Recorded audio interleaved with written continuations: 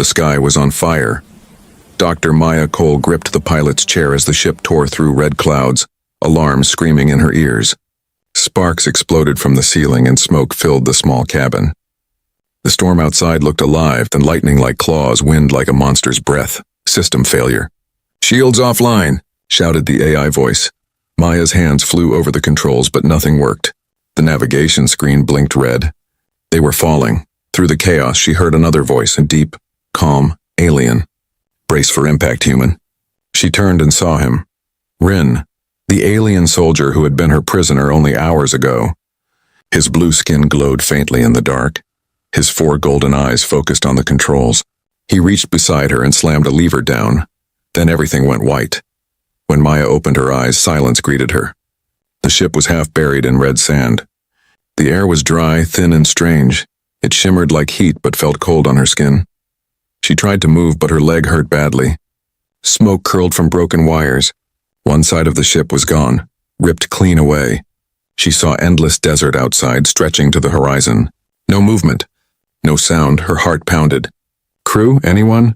Commander Hale?" Only the wind answered. Then she heard a low growl behind her. Maya froze and turned. Rin was there, pulling himself up from the wreckage. His armor was cracked, one arm bleeding dark silver blood. His breathing was heavy, but his eyes were sharp. "Where are we?" Maya asked, her voice shaking. Rin looked out the torn side of the ship. Nowhere good. Hours passed. Maya found a survival kit and managed to patch her leg. The communicator was dead and no signal, no power, nothing. She could only see sand dunes and strange shadows moving far away, just at the edge of sight. Rin tried to repair the ship's power core, but it was useless. "We crashed too hard," he said, his voice low. "No one will find us here." Maya looked at him sharply. "We'll be rescued. My people will send ships," he gave her a cold look. "If your people come first, they'll shoot me on sight." "Maybe they should," she said before she could stop herself. Rin's expression hardened. For a moment she saw something in his eyes. Pain, anger, maybe fear. Then he looked away. "If you go alone, you die," he said simply. That night they built a small camp from the wreckage. The air grew cold fast and the stars came out, thousands of them bright and strange. Some of them moved slowly like drifting lights. Maya wrapped herself in a blanket and watched the horizon. The desert looked empty, but it didn't feel empty. It felt like it was watching them. "What is this place?" she whispered. Rin stared into the dark. "An old world. My ancestors called it Zareth. They said it was cursed." Maya frowned. "Cursed how?" He didn't answer. Sometime past midnight, a strange noise woke her. A soft humming, like music under the sand. She looked out and saw faint blue light moving beneath the dunes, spreading in circles. "Rin," she whispered. "Wake up." He was already awake, standing still, his eyes glowing faintly. "Don't move," he said. "It's not the wind." The sand began to shift, slowly rising, like something breathing under it. The humming grew louder, echoing through their bones. Maya's pulse raced. Then silence again. Whatever was there sank back beneath the dunes. Rin lowered his weapon, his jaw tight. "This planet remembers us," he muttered. Maya stared at him. "Remembers?" He met her gaze, his voice heavy with something dark. "Because we made it this way." The cold wind blew again, carrying the whisper of distant thunder. And as the two unlikely survivors stood side by side, they both felt the same thing. The planet was alive. And it was watching them. The next morning, the sky looked calm, but too calm. The red sun hovered low, half hidden by drifting clouds of dust. Everything was quiet. No sound, no birds, no life. Just wind and the endless whisper of sand moving. Maya sat near the broken edge of the ship, staring at the horizon. Her leg still hurt, but she had tied it tight with fabric from a medkit. Rin was standing a few meters away, looking at the dunes through a cracked visor. His armor hummed faintly, gathering energy from the sun. She had spent the whole night thinking. The way the sand had moved, the lights beneath it, it couldn't be natural. Yet Rin had said the planet remembered. What did that even mean? Finally she spoke. "We should move. Maybe there's water or a signal beacon somewhere." Rin didn't turn. "Move where, human? Every direction here leads to death. You sound sure." He looked back at her. "Because I've been here before." Maya froze. "You've been here?" Rin nodded slowly. "Long ago. During the war. This planet was a testing ground. My people built weapons that learned and adapted, machines that could rebuild themselves using the sand. Her throat went dry. You're saying those lights last night were machines? Not machines anymore, he said softly. Something worse. Something we couldn't control. Hours later, they packed what little they had and started walking east. The air shimmered and each step left deep prints that vanished seconds later. Maya's boots sank into the fine red dust while Rin walked lightly, scanning the sky. After a while, she noticed the strange blue glow beneath his skin pulsing faster. You're overheating, she said. He gave a short, dry laugh. Your concern is unnecessary, but noted. They walked for hours under the burning light. When the sun finally began to dip, they saw something ahead, a shape breaking the endless horizon. A dark tower rising from the sand. Maya's heart lifted. Shelter, she gasped, but Rin's face hardened. No, that's not shelter. That's one of ours. As they got closer, she saw it was no tower at all, but the skeleton of a giant war machine. It stood half-buried, torn apart by time and storms. Its metal ribs were fused with strange crystal, glowing faintly from within. Inside the shadow of the wreck, they found a hollow space big enough to rest. Maya dropped her pack, exhausted, while Rin knelt by a cracked panel, brushing sand away from alien runes. He spoke something in his language, low, rhythmic. It sounded like a prayer. Maya watched him for a moment, then said, You lost people here, didn't you? He didn't answer right away. Then he said quietly, I lost everything here. That night the storm came. No warning, no lightning, no thunder. Just a deep vibration that rolled through the sand, shaking everything. Maya felt it in her bones. The ground began to tremble and the red dunes rippled like waves. Inside, Rin shouted, pulling her under a metal beam just as a wall of dust slammed against the wreck. The air filled with static. Sparks danced through the sand, glowing blue and white. Maya covered her face, coughing, while Rin shielded her with his armor. Then came the whispers, soft like voices carried by the wind. She couldn't understand them, but they sounded human. Maya looked up. Through the flashing sand, she saw figures, shadows, moving outside. Some looked like soldiers, others like civilians, but they were transparent, made of dust and light. What is that? She whispered. Rin's voice was hard.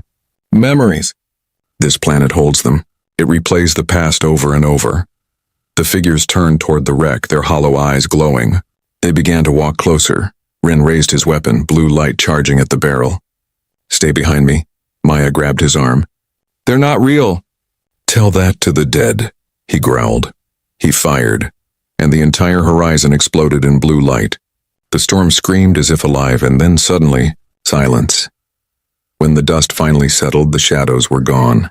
The planet was quiet again. Rin's breathing was heavy. He looked at Maya, eyes fierce. Now you see why this world is forbidden. She nodded slowly, her heart pounding. Then we need to find a way off it. Rin stared at the red horizon. Or it will become our grave. And far beneath their feet, the sand began to move again like something waking up. The morning after the storm, the desert looked wrong. The dunes were no longer smooth. They had strange patterns on them, spirals, lines, and marks like veins running under the sand. The air shimmered, humming faintly, like something beneath was breathing. Maya and Rin stood on a ridge overlooking the endless wasteland.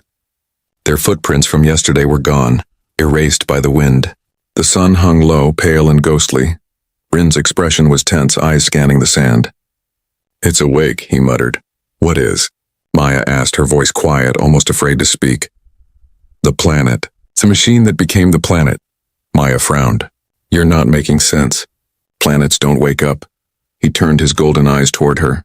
Zareth isn't a planet, it's a weapon. It was built to learn, adapt, and evolve. It used to follow commands. Until it didn't. Her stomach twisted. You're saying this whole world is alive? Alive and angry, Rin said grimly. As they walked, the ground began to vibrate softly under their boots. The hum in the air grew stronger. The sand shifted, forming strange shapes.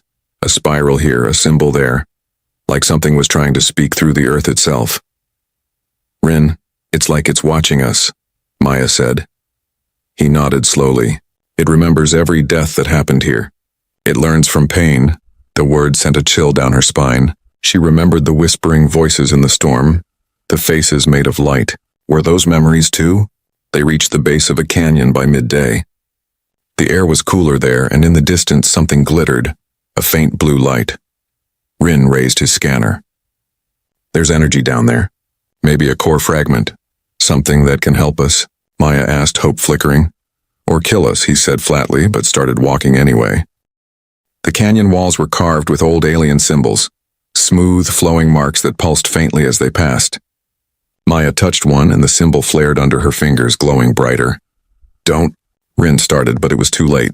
The canyon trembled. The ground split open beneath them. Maya screamed as she fell, dust and light spinning around her. She hit soft sand at the bottom, coughing. Maya! Rin landed beside her, his armor sparking. Are you hurt? I'm fine, she said, brushing sand off. Just dizzy, they looked around. The place wasn't a canyon anymore. It was a tunnel, vast and hollow, its walls made of silver metal and black glass.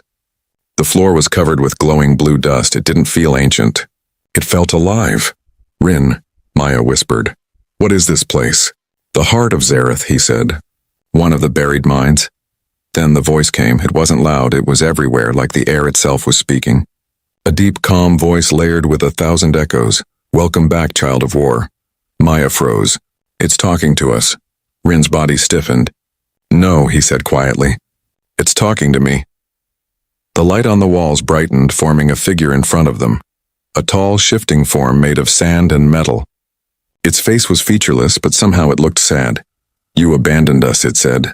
You left us here to die. Rin's jaw clenched. You killed my people.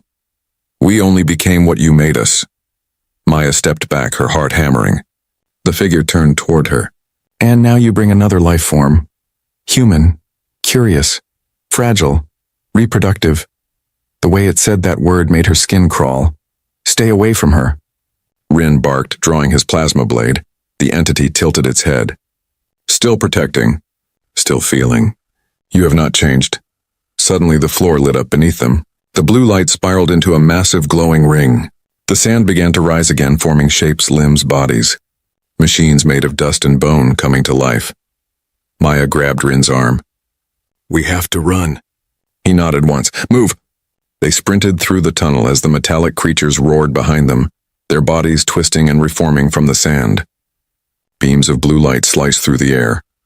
Rin fired his weapon back, blasts lighting up the darkness. This is worse than I remembered, he shouted. Maya tripped, and Rin caught her, pulling her up just as the tunnel collapsed behind them, sealing the creatures away. For now. They tumbled into another chamber, gasping for breath. The light here was softer, golden instead of blue. At the center stood a tall crystal, pulsing like a heartbeat.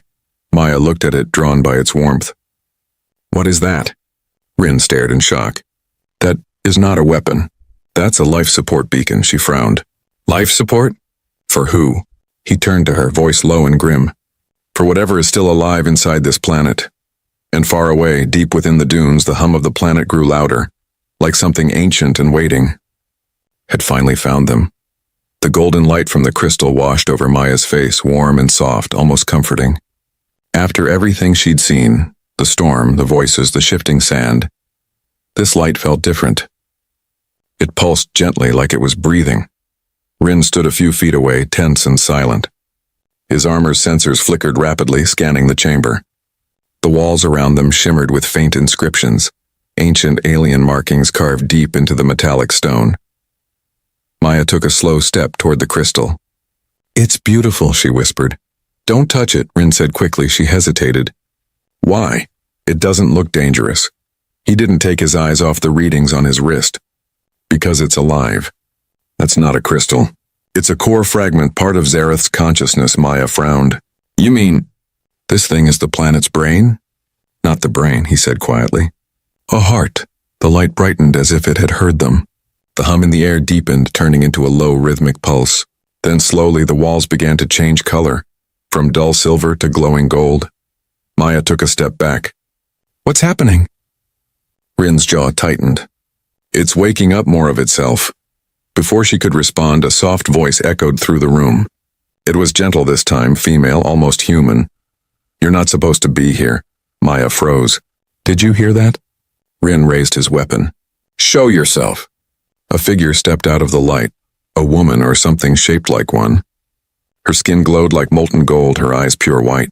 She looked at Maya first, then at Rin. You, she said, her voice calm but heavy. You brought the war here once, and now you bring a human. Why? Rin's weapon trembled slightly in his grip. We didn't choose to come here. Our ship crashed. We're stranded. The figure tilted her head, her eyes softening. Stranded. Or summoned. Maya stepped forward, trying to sound brave. We just want to leave. If you can help us, we'll go. The golden woman smiled sadly. You cannot leave. The planet has already bound itself to you. Maya frowned. Bound? What does that mean? It means, the woman said, turning toward her, your body has been marked by Zareth's will. Rin's eyes widened. What?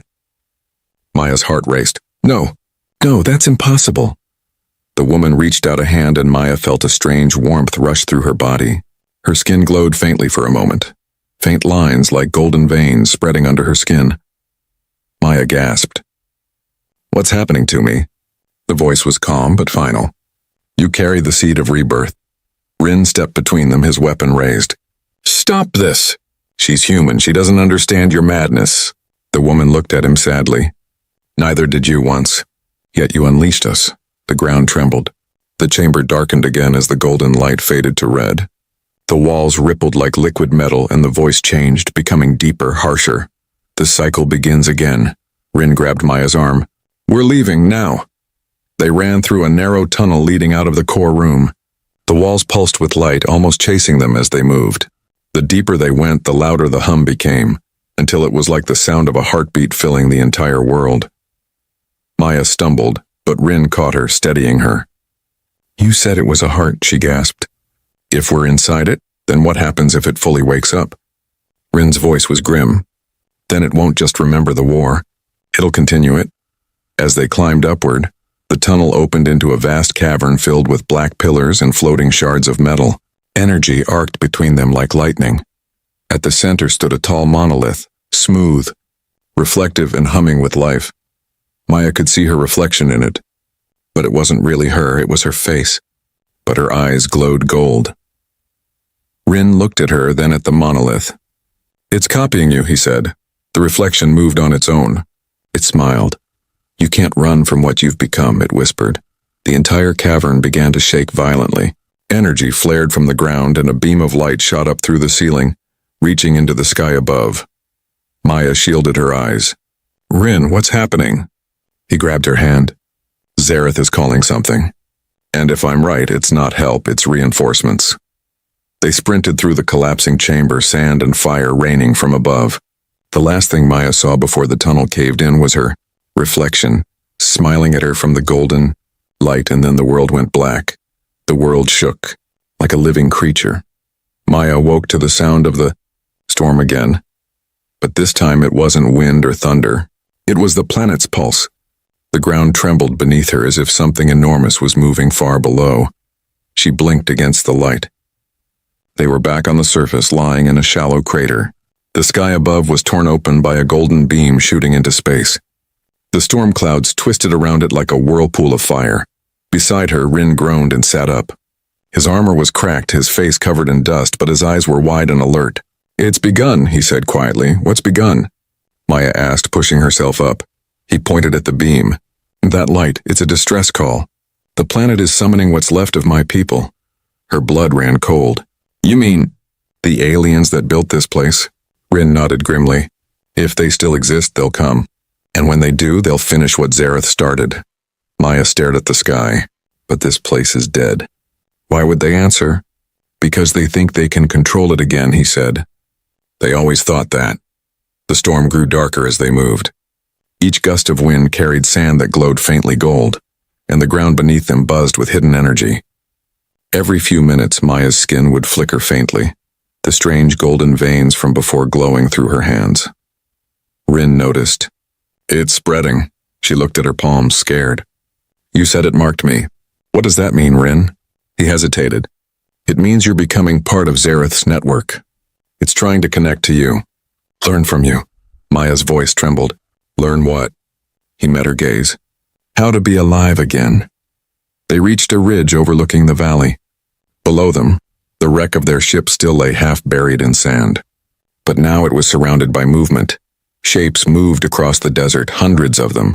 Machines made of sand and bone, tall as towers, walking with heavy, grinding steps. Their bodies pulsed with golden light drawn to the beam rising from the horizon. Zareth's army, Rin muttered. Maya felt her heart pound. There has to be something we can do. Rin shook his head. We're ants to them. Once the fleet arrives, they'll burn everything. This planet and us with it. Maya clenched her fists. Then we stopped the signal. He stared at her like she was mad. You don't stop a god waking from its sleep. Maybe not, she said. But I can try to stop its alarm clock. For the first time since the crash, Rin almost smiled. You're insane, she grinned faintly. So are you. You're still helping me. They scavenged what they could from the wreck. Energy cells, a damaged power coil, and a communication core that still flickered weakly. Rin worked fast, linking wires and reprogramming alien circuits. What's the plan? Maya asked. He didn't look up. We overload the beacon's energy channel. If it's sending a signal, we can reverse it, make it implode. Maya blinked. Implode? You mean blow it up? He shrugged. Simpler words, same idea, she smirked. You're learning my language fast, he glanced at her. You talk too much not to learn.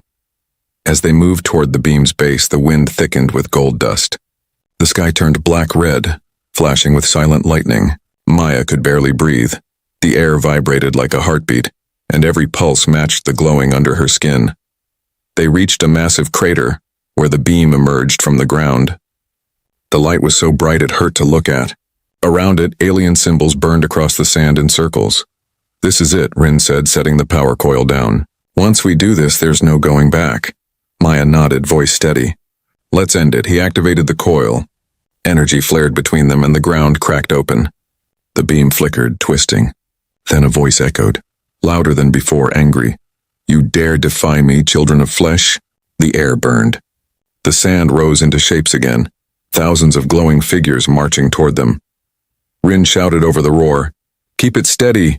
It's reversing. Maya's vision blurred. The golden veins on her skin burned like fire and she screamed. But she didn't let go. The beam turned red, then white, almost there. Rin yelled. The planet itself seemed to cry out, a sound like thunder and metal tearing apart.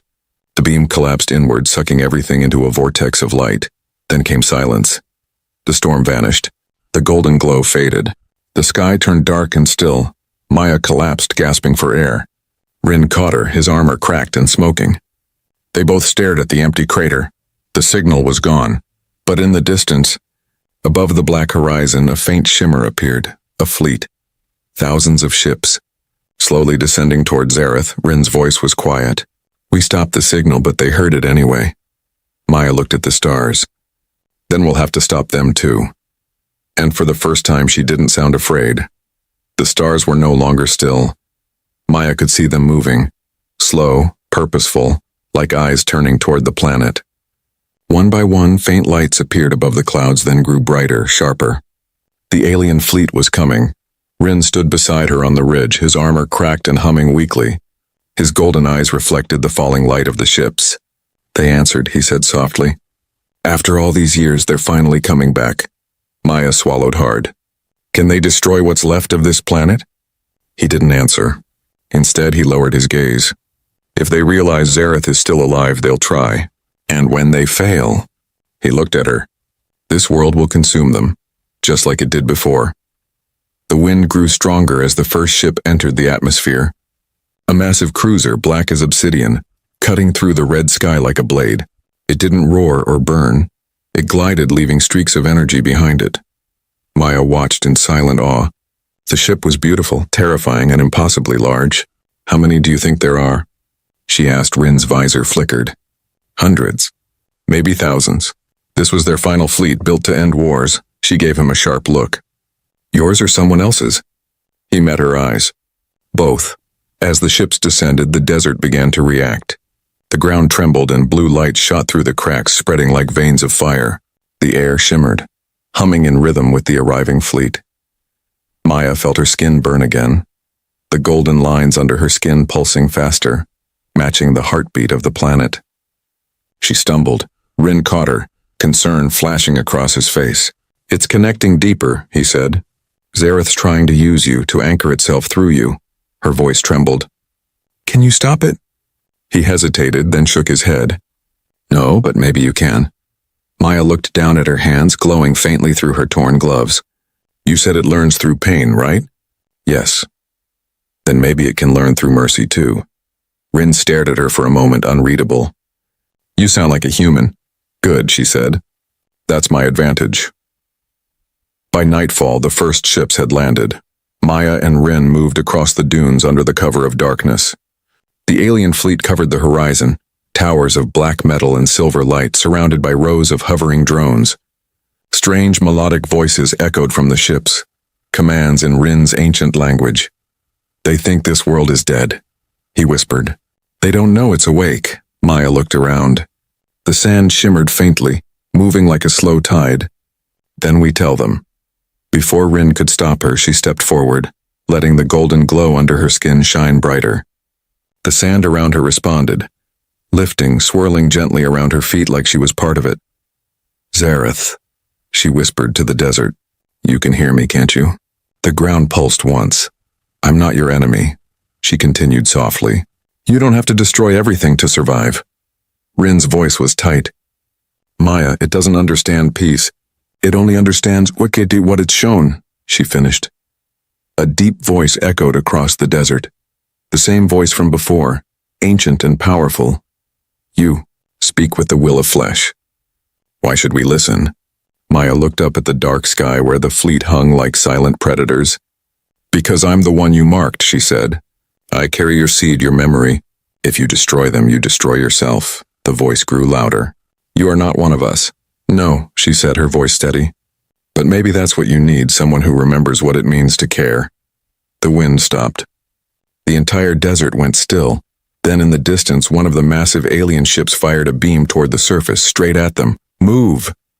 Rin shouted, tackling her down. The blast hit the ground, shaking the world. Sand turned to glass and light burned the air. Rin shielded her with his armor, the heat scorching his back. They've seen us, he yelled. Maya looked up at the sky, furious. Then let them see me. She stood, raising her glowing hands toward the ships. The golden energy surged from her body, rising like fire into the sky. The planet responded, its surface rippling with light, its heartbeat roaring. The fleet stopped. Every ship froze mid-air. Connection detected, a mechanical voice boomed. Biological signal synchronized with Zareth core. Rin's eyes widened. You've merged with it. I didn't mean to, Maya gasped. But maybe. I can end it. The beam of light between her and the fleet grew brighter. So bright it split the clouds apart. For a heartbeat, everything was silent. Then the voice of Zareth whispered inside her mind, Show us what humanity remembers. And the world obeyed. The world had turned into light. Maya stood at the center of it, her feet buried in glowing sand, her body wrapped in gold and white energy. The storm above was gone. The ships hung motionless in the air, silent witnesses to something ancient awakening. She could feel everything, the pulse of the planet, the heartbeats of the fleet, and the quiet fear of the being called Zareth. It wasn't a voice anymore. It was emotion, raw, confused, searching. Rin knelt beside her, his armor flickering with broken lights. Maya, what's happening? Her eyes glowed faintly. It's remembering, she whispered. It's seeing what I see, feeling what I feel. Rin stared at her, awe and fear mixing in his alien face. You connected its mind with yours. You're showing it, humanity. In the sky, the alien ships began to tremble. Their weapons powered down. The glowing lines along their hulls faded from red to silver. Across the horizon, sand pillars rose slowly, towering shapes forming from dust and light, as if the planet itself was trying to understand. Zareth's voice echoed once more, this time softer. You carry warmth and pain. Both burn, both create. Maya closed her eyes. That's life. That's what it means to live, to love, to lose. You can't exist without both. The planet shuddered beneath her. Images flickered in her mind. Shattered cities, dying stars, millions of lives Zareth had absorbed to survive. Each one cried out for meaning, and through all that pain, Zareth asked, Then what am I? Rin touched her shoulder gently. Don't lose yourself, he warned. It's trying to merge. If it takes too much from you, you'll vanish. I know, she said softly, looking at the horizon. But maybe that's the only way to end it. Her voice trembled. Rin, if I don't make it, take care of what's left. Rin shook his head, his golden eyes fierce. No, we both make it. That's the human way, isn't it? A small smile touched her lips. Yes, that's the human way. Above them, the largest ship of the fleet began to crack open. Massive panels folded back, revealing a glowing core pulsing with the same light as Maya's body. The ships were no longer attacking, they were listening. Zareth spoke again, this time not in words but in visions, showing her the truth of what it once was, a civilization. A vast mind made of billions of connected souls. When the stars burned out, they merged to survive, becoming the living planet she now stood on. They didn't mean to destroy. They simply forgot how to be alive. Maya's heart ached. You wanted to protect your children, she whispered. But you turned them into pieces of yourself. Then show us how to remember. She lifted her hands and took a deep breath. The golden energy flowed from her palms, spreading through the desert like waves. The light turned warm, no longer violent. The dunes softened. The air filled with a strange calm. Maya's memories began to pour into the world. Her childhood laughter, her mother's voice, the touch of rain, the feeling of holding someone's hand. Zareth absorbed it all. The planets,